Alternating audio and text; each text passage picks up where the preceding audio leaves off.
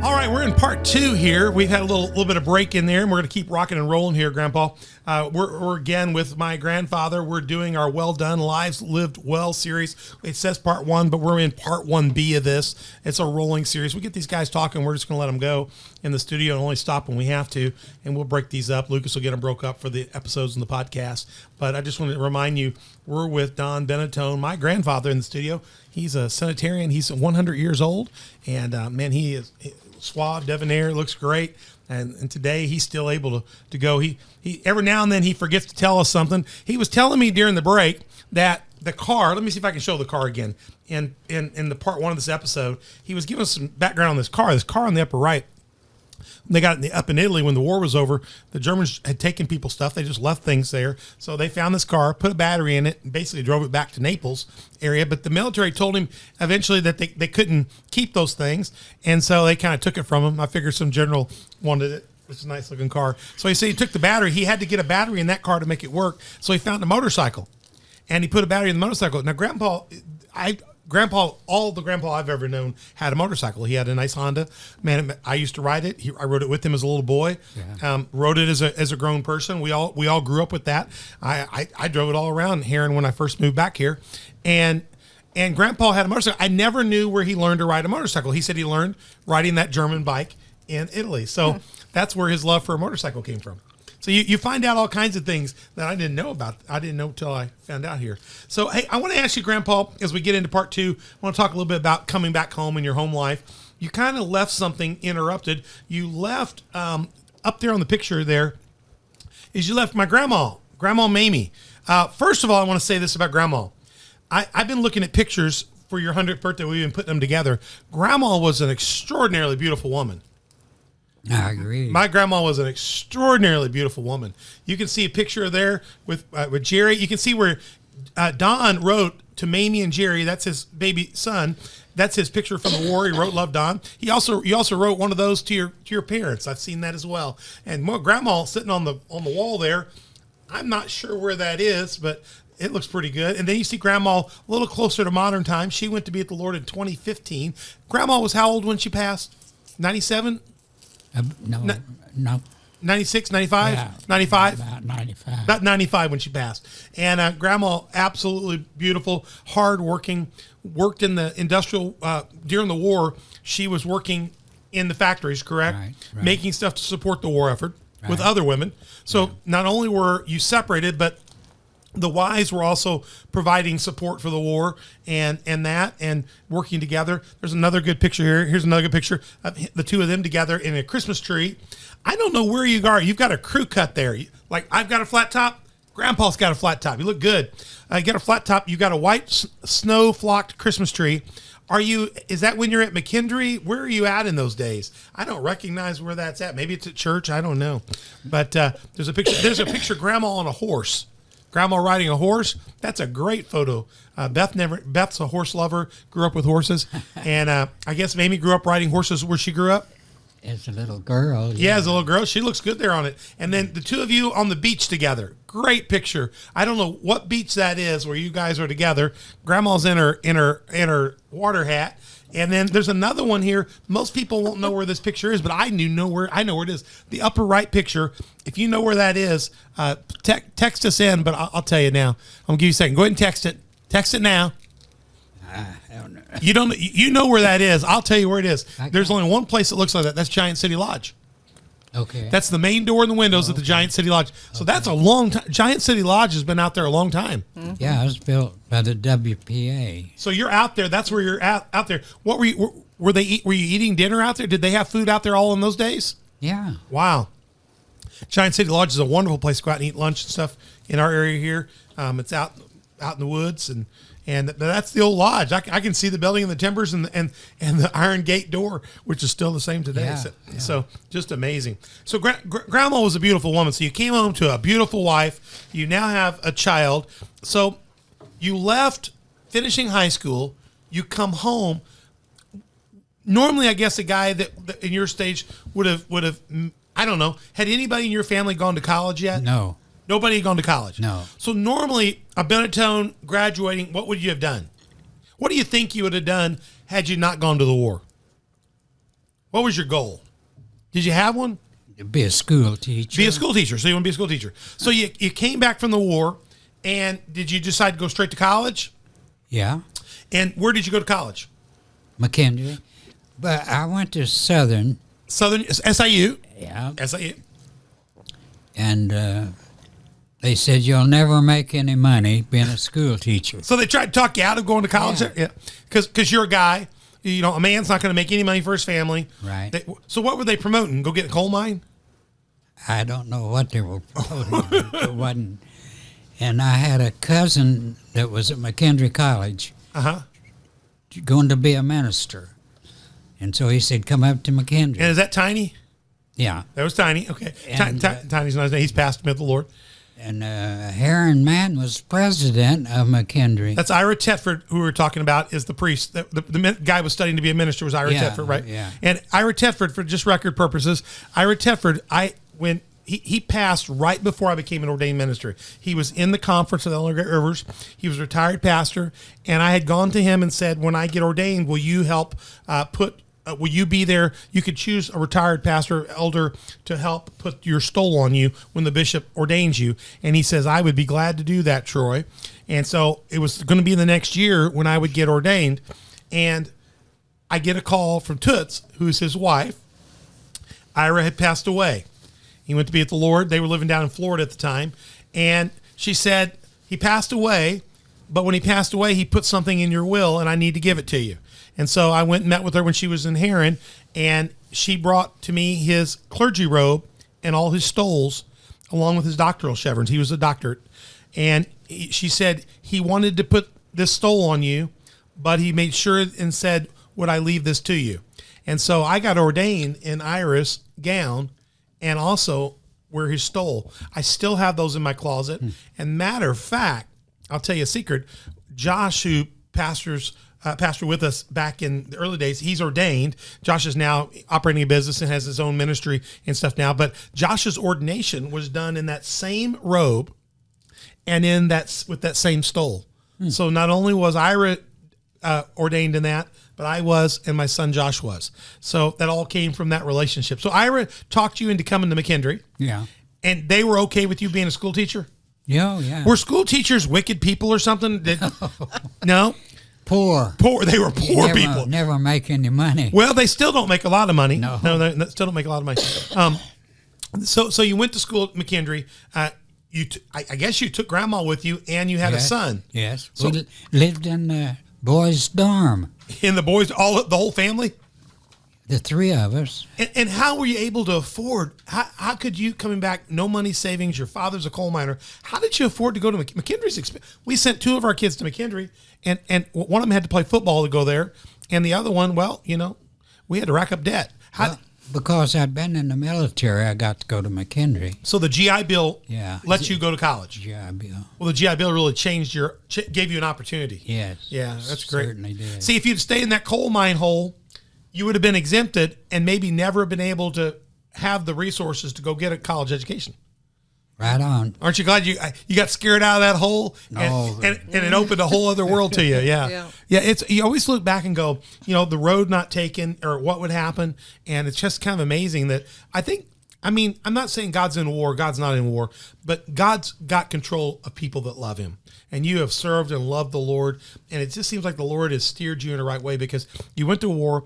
You were able to help people, not hurt people in war. Right. You were able to come back and better yourself, your family. So you got your education at McKendree. Where did you go to teach where was your first teaching? Where did you? Chittyville. You came back to Chittyville? Back to where you lived? Yes. You built a house next to your dad's? Yes. And you taught in the school that you graduated as an 8th grader? Yes. Well, that's bad. When you came back and taught, were any of the teachers that you taught you still there teaching? Yes. Did they go, oh no, Don's here? Yeah. Yeah, one lady was still there. No, there were two. There were two. Two ladies. So you taught class. I actually saw a picture. I didn't put it in, but I actually saw a picture for your 100th birthday of your first class. The whole picture of you with his first teaching class. I should have brought that. I just didn't do it, but it's a great picture. You later become not just a teacher there, but how much longer did it take for you to become the principal there? right away. Oh, you came in your first class. You were the principal. Yeah. Why? How do you show up? Some guy from the Army. You go to McKendree and you come back and you're instantly the principal of Chittyville. How did you get that right out of the bat?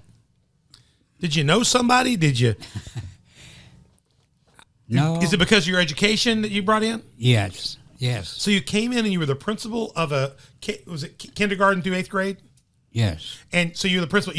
And I didn't really ever know this. You coached.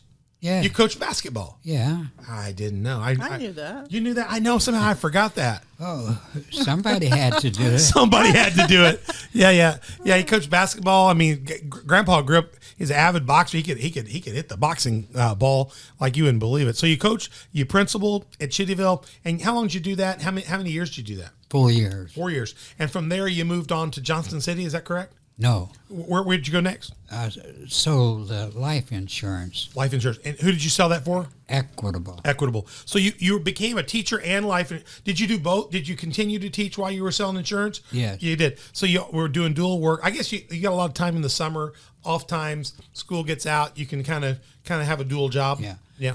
But I thought I was going to make a lot of money selling insurance. Did you make a lot of money selling insurance? No. Okay. You did okay though. You did okay. You formed a business. You end up working for the Bracy's. Yeah. You end up having your own business, right, which you sold to me. I kept that business for several years. We sold the business ultimately to the Bracy's. Yeah. And what's funny is we sold it to the Bracy family. Jim Bracy and his family, Debbie and them took over, and it's Bracy Insurance took over, bought out Benitone, and it bought out Benitone Insurance so we could go to school and I could become a pastor. Mm-hmm. What's interesting is if you go back, it's Carl Bracy that was at McKendree. Was he the dean or he was the president of the board? He was president of the college. Carl Bracy, who was the uncle of Jim Bracy.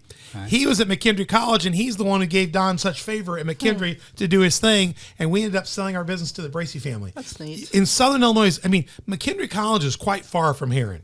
I mean, it's up in the metro area. So 100 miles. 100 miles, right. It's amazing how the world was pretty small in those days, even despite the fact we didn't have we had fast cars, but it's amazing how you had relationships with Tedford, the Bracy's, and then it's amazing how they crossed over with us, that my son was ordained in the same robe that Ira gave to me, and that Ira helped you get connected, and then also the Bracy's were a big part of helping us leave the business world and leave the insurance business with people we trusted that were Christian. The Bracy's went to the Methodist Church with us, where I started. Right. And so it's amazing how God puts people in your path that you feel comfortable with. So you were at McKendree, you went to school, and then after that, what I love about this is you began to do insurance and teaching. Mm-hmm. When did you get over to Johnston City and start doing high school? I can't tell you the year. But you got over there, and what did you teach in high school? High school is different than 8th grade. American history and some psychology. I think you said psychology. Yeah, I mean, everybody in this region knows my grandpa. My son Josh will tell you, my dad tell you, no matter where we are, if they know you're a Benitone, they'll say, your dad was a teacher. I said, it's not my dad, it's my grandpa. First of all, it's not my dad, it's my grandpa. My dad's Jerry. Oh, Jerry, I remember Jerry. So when we're here, and my son Josh has the same thing. Yeah. He can be anywhere in a Walmart or anybody, and they'll say Benitone. They'll say, is your grandpa Don Benitone? He said, no, that's my great grandpa. Then he has to go, my dad's Jerry. Oh, your dad's Troy. So we've got 4 or 5 generations around here of Benitones. It's really, really a good thing. And so everybody knows you through your teaching days, especially with Johnston City, Chittyville. And that. So you taught, your insurance business got bigger. You began to sell property and casualty with the Bracy, with the Bradshaw Insurance Agency, and eventually you went out on your own. Yeah, I bought the Bradshaw. You bought the Bradshaw Agency, and that became the Benitone Agency. Yeah, and then we took that over eventually, and you've worked hard in your life. I don't really know a time where you haven't had 2 jobs going on. You were teaching, you were doing insurance. Then when you were doing insurance, you didn't just have an agency in Herrin, you had an agency in Johnston City as well. Right. You bought the King Agency. You were still teaching during some of those times. Later on in his life, he was doing the insurance and began to teach at John A. Logan Junior College. Yeah. Okay. So he taught junior college, and you only retired from John A. Logan Junior College when? Not too long ago. He taught there into his mid-90s, guys. Listen here. he was the oldest person on faculty at John A. Logan Junior College. He taught a hypnosis class there. Yeah. And I mean, he was teaching at junior college into his mid 90s. He's driving still, able to drive today. His license is good to November 16th. It's just amazing. You've always worked 2-3 jobs. Grandma worked in Smaller Brothers. She worked in the factory. She worked at the insurance agency. You come from a hardworking family. Right. Your dad worked hard. You worked hard. I realize you're the first to go to college. Right. And you were able, because you worked hard, you were able to send your son to college. And Right. your son went to school when you were at McKendree. I saw in the biography, there was another person there with a kid, and that both those kids that grew up at McKendree College became doctors. Right on. Dr. Farmer. Yeah. And Dr. Farmer's passed. He's gone to be with the Lord. Yeah, I think he died earlier. Dad said he died much earlier. But it's kind of interesting that both of these kids coming out of the GI Bill, coming from, families that couldn't have normally done this, end up having doctor's kids. Right. Just amazing. And then out of that, Dad ended up having, the 6 of us. And so I think one of the things that you can say is, it feels like sometimes, you got drafted. It's almost like you got a sour lemon. It's a bad thing to have to go to war. But when you went and served faithfully, you gave your heart to God. You stayed connected in your worship while you were overseas. You came back and you worked hard and you served the Lord. You were faithful in your church. You were faithful to what God called you. What's interesting is God called you to be a teacher, yet everybody wanted you to go be something else because it would make more money. Yeah. But honestly, I'll be honest with you, I walk around this community all over Southern Illinois and everybody knows my grandfather, not because of how much he made or what businesses he ran. They know him because of what he invested in their lives in teaching. Yeah. And how they've known him and my grandmother in their lives of being people of faith their whole lives. So you can look at your life at the end of life and say, I've got 5 talents and I invested in it and I made 10. Some people would say, unless that's a lot of money, you didn't do anything. But I might say you could invest those talents in changing other people's lives. You've touched a lot of people's lives. Yeah. And you've done that by choosing a hardworking path that's relatively, I would say, absolutely non-selfish. You've given. Where did you get that? Where did that drive come in your family to want to work? I've often worked 2-3 jobs I don't need to work. Where did that drive come to work so many jobs and to work so hard to success? What drives you? What drove you? I really don't know. Was it an evil spirit? At times, I just feel like I want to do more. I want my life to be significant. I want to make a difference for God. What causes you to want to be better than yesterday? What drives you think, ultimately throughout your life? What drove Grandma and you to have the 2 jobs, to get up and go through that, to come through the depression, to come through the hardship, but to make great things of it, to see Dad become a doctor, to see your family grow into such a large group? What's been at the driving core of that? Good question. That's a good question. Yeah. Well, I mean, it's something for you to work out. You're at 100 years old, and you got to kind of go, well, gosh, was this, obviously it was all in God's plan, but you look at this and go, I think, this is my opinion as a pastor and a leader, I think it has to do with one step at a time. I mean, you just took the step and you I think living it out the way God called you to live it out. Right I think, on. Beth, I think just doing the right thing. Yeah. And then God shows you the next step and the next step. Because you didn't know you were going to go to McKendree. You went to SIU and they turned you down. But then McKendree actually gave you a better education. Yes. Wouldn't you say? McKendree's a better school in general, for especially for teachers. That's where our daughter, what's funny is our daughter Megan got her education degree at McKendree. Yeah. So there's another kind of connection there as well. I want to show a couple more pictures here that I have, and we'll try to. I got a good picture of my grandpa Charlie, my grandma Ruby. Great picture there where he sends a card home from the war. Love Mom and Dad, love Don. And then up here, this is in not modern times. This is like circa 1976. This is Grandma Ruby and Grandpa Charlie. Grandpa Charlie looks miserable. And I know the story behind that. Somebody told me, we're going to get the story behind that. But this is at my house in Caruthersville, Missouri when I grew up as a kid. This was for some big anniversary or birthday. I remember Mom threw some sort of party for them, and Grandma Ruby was so excited about coming to our house for the event. But Charlie never liked to leave home, did he? I don't know. He looks like somebody shot him there, and he looks like me when Beth forces me to go do something I don't want to go do. All that happens all the time. It happens all the time. All the time. Yeah, all the time there. But Grandma Ruben, Grandpa Charlie, they were incredibly hard workers and highly gifted people at that. Grandpa, I want to talk to you a little bit about faith today. As you look back over time, what things do you see that the church is still doing right in sharing our faith, and how are people responding to faith? What are the things that you see are positive, but then what are the things that concern you at your age today?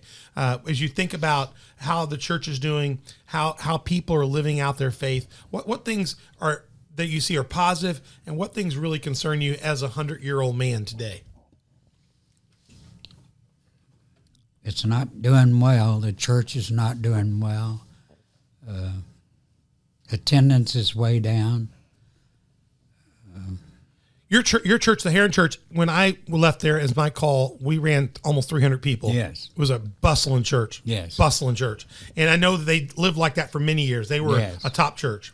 And there were stories of them at the Holiness Camps at El Dorado, Right. Stories of even 300 and 400 under it would be Ed Souders. Yeah. Ed was Bob's dad. I thought Ed was a great man, one of the guys that inspired me. LaVon Baylor did an incredible job leading that church. That's where I met Shane Bishop, got connected to Fred Bishop. That's where I've got my calling in ministry, was out of the Heron Methodist Church. So when I left that church to go to seminary, it was a bustling church of over 200 or 300. We had a family life center. Beth and I led a youth group that had 50, 60 kids in it. It was a bustling church. And today, the church is a handful of people. Yeah, about 30 people. About 30 people. And are most of them older your age? Yes. Older people? Yes. Where do you think the disconnect is between where the church was and where the church is today? What do you think? What's the gap? Just time. Time? But you're a basketball coach. I was a football coach. If the offense is taking the ball down the court and their job is to score, and that's the job of the church, is to score, to share the gospel with the kids grow up and become the parents in the church. They have kids, they grow theirs up. Where did the ball get fumbled or taken away by the defense? Where did we drop the ball in moving the church forward and scoring? What happened? What do you see major in your lifetime that changed, that you think began to send the church the wrong direction? Any ideas? I know I'm stretching you here, but I'd like to. I know him, but I think I'd like to hear it. If you had to pick anything you saw majorly change in the course of the life of the church, or the life of the preaching, or the life of how the church is administered, where do you think people began to leave faith, and faith, at least in the Methodist tradition or in the local churches? A lot of them are really small today. We have churches that are growing in the community. What do you think sent those churches the wrong direction, though? Besides time, I think time is part of it, that they didn't change things, but more than that. Well, we were real conservative. Right. Very religious. And things became a little more freedom, or A little more liberal, Liberal. more, yeah. And I would say, I would absolutely agree with that. I think what is destroyed, specifically the mainline church, is as they've left the Bible, right. as they've gone into more liberal leanings, Right. and it's gone, and that started, that when I went to seminary, I left a church that had 300, but was strong believing, but I went to a seminary that was teaching me quite a bit differently already, meaning they're already putting out pastors that are teaching like that. And now they're putting those pastors out to larger cities and metropolitan areas, but eventually those pastors get down into the smaller country churches that affect the local, and they began to disconnect from the roots of our faith, Beth. Mm-hmm. And it seems like I would agree with Grandpa that when we left the biblical teaching model, when we quit teaching our children the love and admonition of the Lord and how to be raised and how to do things right, I think that is reflected in what has happened with our society today. The rate of divorce, the rate of theft, stealing, hurting each other, and just the general respect we have for each other. Right. The lack of love for God, the lack of love for each other. Right. I think it's really damaged the church tremendously. What would be your recommendations as a Senatarian to help get the church back on track? I think that'd be a good way for us to kind of get into the end part of this discussion. What would be some ways in which you think we could get back to being people of faith again, and get back to being a country that loves God and that loves one another? What would be your recommendations? It was done so right, and then for like 30 years now, because I've been a pastor 32 years, I have seen nothing but slide my entire career in mainline churches. I've seen nothing but the slide of the church into the abysm of despair. What would be the 2 or 3 things you would do to change it? If you get to be the king of Italy or the king of the church, what would be your key things to turn around? I can't answer that. I don't know. It's just time. People have changed. Do you think it's a good change or a bad change? It's not good. It's not good. No. I mean, but do you think at some point in time that people have to take a look back and go, we missed a road and we need to back up? Maybe, if you're on a trip someplace, if you're on the dock, listen to this. If you're on a trip someplace and you make a wrong turn, even your GPSs can get wrong. We literally, at our church, we have a house on the grounds, and Lucas and I and Beth all live there. And we almost every day, somebody knocks on our door, Grandpa. Almost every day, somebody's in our parking lot knocking on our door, trying to deliver or bring something to our house at 5200 Meadowland Parkway. They come up and say, we're here. We say, we didn't order anything. We didn't want anything. You're in a nurse's outfit. You must be looking for the 4000 block of Meadowland, which is on the other side of the Circuit City building, a broken road that reconnects. And what happens is many people's GPSs have told them to come to our church thinking it's the 4000 block. They get here and realize it's an industrial church grounds, and they're confused. They just sit there in the parking lot looking at you confused. And many of them have come in our house. We've had them walk all the way down. Lucas is the back end of the hallway. We've had people walk all the way down the hall. We've had people come in and go, well, isn't this an office? No, this is our house. Don't you notice I'm in my shorts? And you get people and you go, I don't know where I made the wrong turn. And I said, well, it's easy. When we find out we're in the wrong place, sometimes we just have to acknowledge things aren't good. Mm-hmm. And I think one of the biggest problems we have right now as a society is we're sliding off an abysm. We're right now trying to rewrite what sex our kids are. I mean, they just put out, Grandpa, this week, they just had the first U.S. passport that says on it the gender is X. Somebody doesn't put down on the U.S. passport, they can get a passport, and instead of saying I'm a male or a female, they say X, meaning X means they could be whatever. It doesn't matter. And I'm thinking like, well, how do we know who's coming in? We don't even know if you're a guy or a girl, and that now you're like an X. It's like we're in a time where people don't even want to recognize their biological birth. They want to override that with something they believe that's happened after that. And I understand people want to have a different identity than their birth. I can understand that, but you can't really change how you were born. I mean, God created them male and female. That's what the Bible says. He doesn't say God created them male, female, and X. And I realize some people that are created male may wish they were born a female. Grandpa may have wished that he did go in the coal mine or didn't go in the coal mine, but he didn't. I mean, every one of us have to take what's given to us and then go give it to God, take those talents that we have and serve God. And I think so many people have tried to, instead of honor God and live with what they have and move forward, they've tried to rewrite things, kind of change it to the way they want. And it reminds me a lot of the Bible, Lord, in the Bible, where the Lord says in the book of Judges, you've taught the Bible for years. In Judges, it says that each time the judges, 20 times, they fell away from God. Things got very bad. And the Bible would say they did what was right in their own eyes. And then God would raise up a deliverer, and they would champion Israel back, and there would be a renaissance in a good day. But then soon the people would leave the Lord again, only to find out that they're doing what's all right in their own eyes, and things would be bad again, 20 times. Grandpa, I feel a little bit like today, we're in a season where for the last 30 years, 40 years, we've done what's right in our own eyes. And now we are in a society where there's people being killed. There's no respect for law enforcement. There's no respect for teachers today. No respect for teachers. No respect for people in authority. No respect for people's own birth identity. No respect for mine and your right to be people of faith. So we live in a society where we really almost are doing what's right in our own eyes. And I think we're in a time where I would like to hope that we could have a renaissance again, that people that you've influenced through your whole life, you have spent your whole life sharing the goodness of God and what you've done with so many people, teaching them, helping them. Some of the people you doctored in the military, some of the people you've taught in school, people you've helped with insurance, people late in your life. My grandpa, you don't know this, but my grandpa right before COVID, so he'd been 98 when COVID started.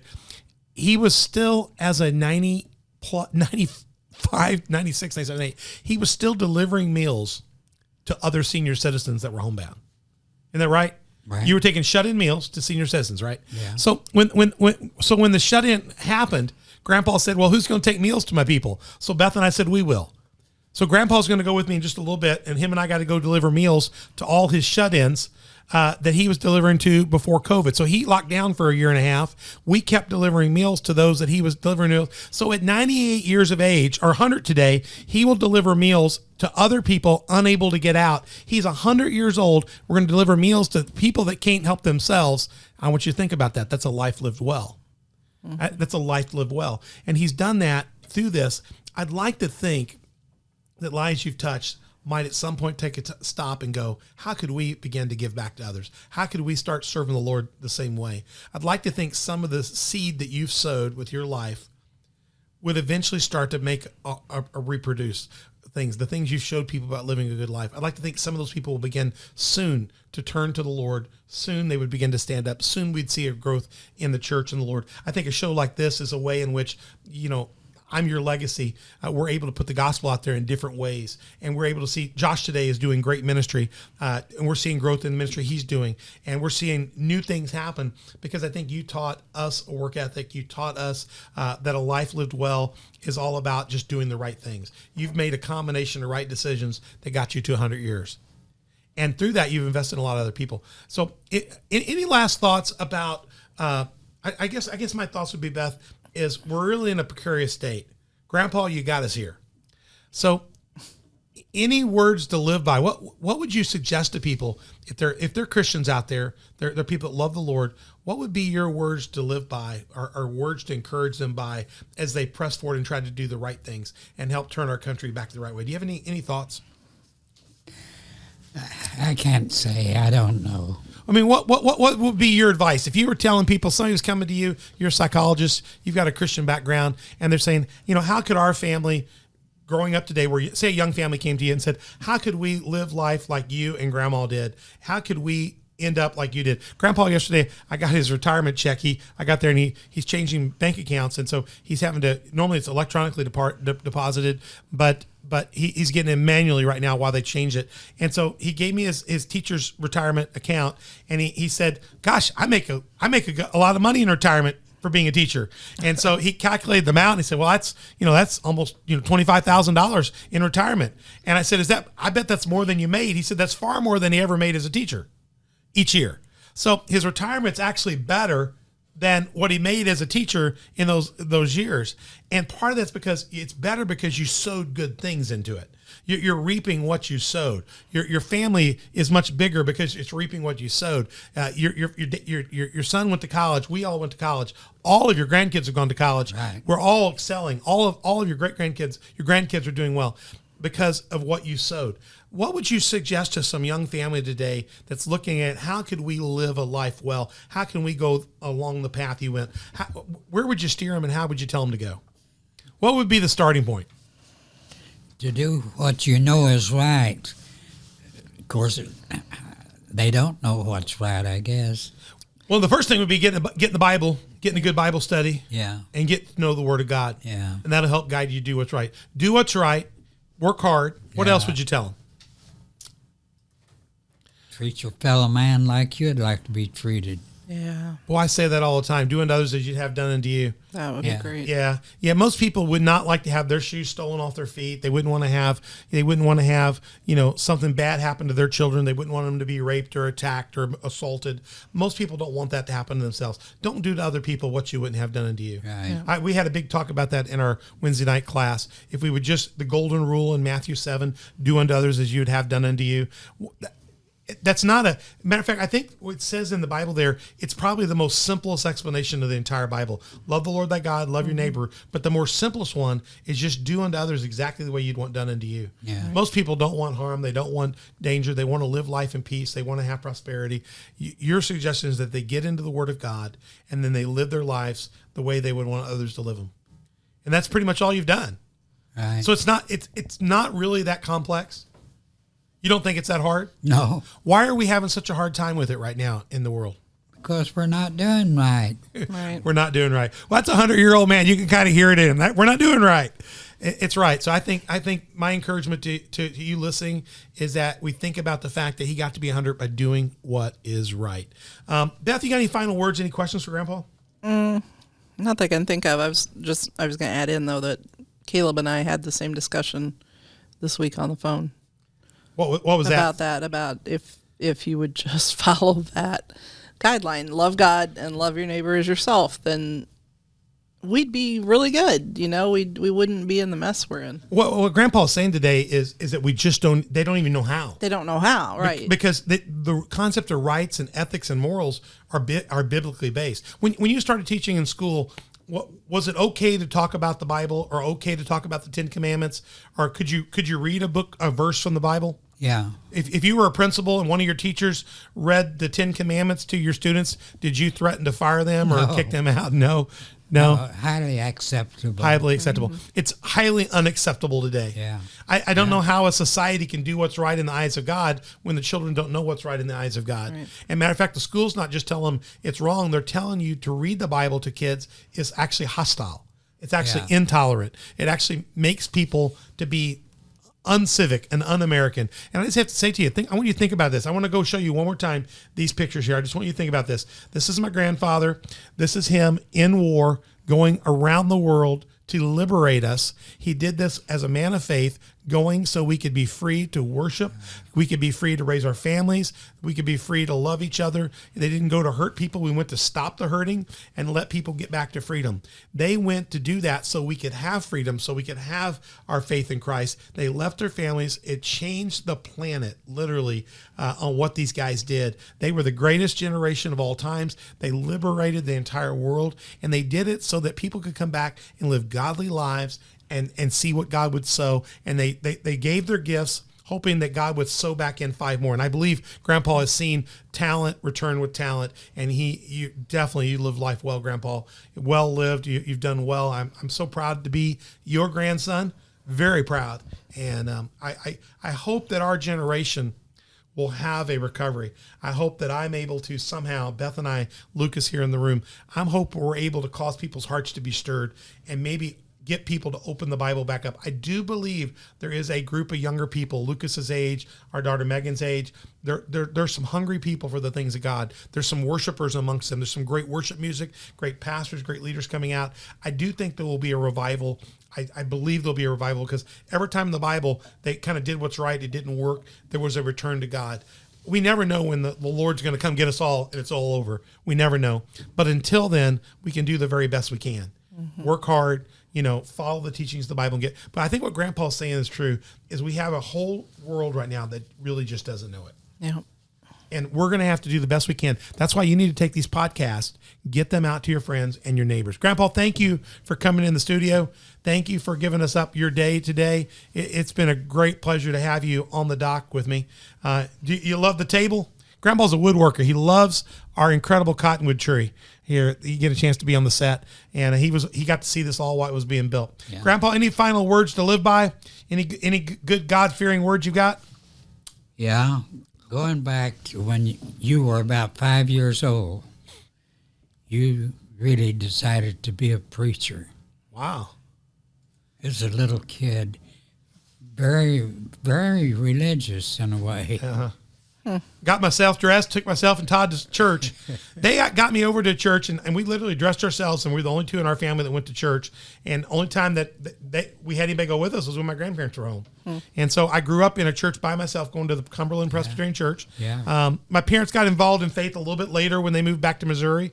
But I'm there because my grandparents got me hooked up there at that church, and it's kind of amazing how they did that. It's really amazing. Grandpa, I remember when we got ready to sell Benitone Insurance, Beth and I went to go have lunch with Mamie and Don. We ate at Kew Garden Chinese place, and I went in to tell them, Grandpa, I really feel called. I really feel like I need to go to seminary. And I thought he was going to be the most disappointed man in the world that I was going to sell his insurance business that I bought from him and that Benetton Insurance would be sold. And he looked and he told me that exact story. He says, we've always thought from the beginning that you were going to be a preacher.